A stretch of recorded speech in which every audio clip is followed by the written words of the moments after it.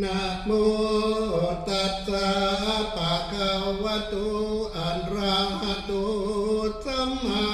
สัมพุทธัสสะนะโมตัสสะภะคะวะโตอะระหะโต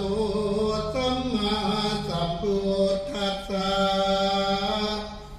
นะโมตัสสะภะคะวะโต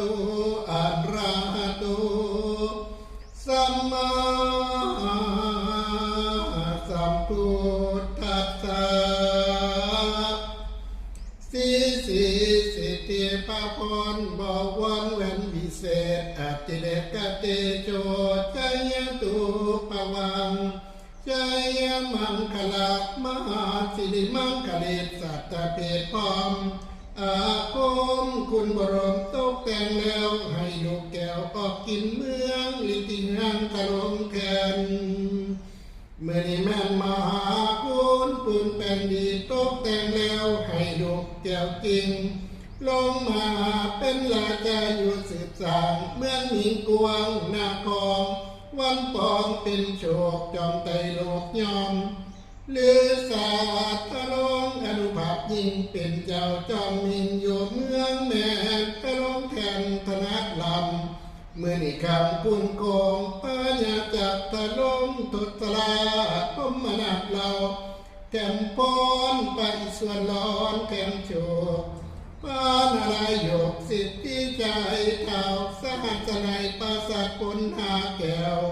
ใจผ่องแผ้วบริสุทธิ์อุตตมโชคอุตตมโยกอุตตมนิธิอุตตมมหานิธิมหาสักขีพิลาภอิทธปาพร้อมปีญาทั้งนาวังขัดครัวป้องกันอยู่ซ้อนหลอนอาทิตย์จรจันทร์เถลิดอังการเกิดมหาชัยพุทธปริหารไปเป็นโชคสุขเจ้ายกเดชมงคลอันเป็นผลหลายประโยชน์อุตตมโชคแท้ดีดีมหิสักทีลิงลำโลกหายทุกโศกนาอภัยราชาขึ้นตะลงแก่นหายโอยแม่นวันดีมือนี้กันหาชาลีเมื่อหอดปูสถิตอยู่เย็นใจเท้าสีสนชัยภูวนาถนิมนต์ราชบุตรให้เป็นราชาดังเก่าเป็นเจ้าเล่าทรงที่มือนี้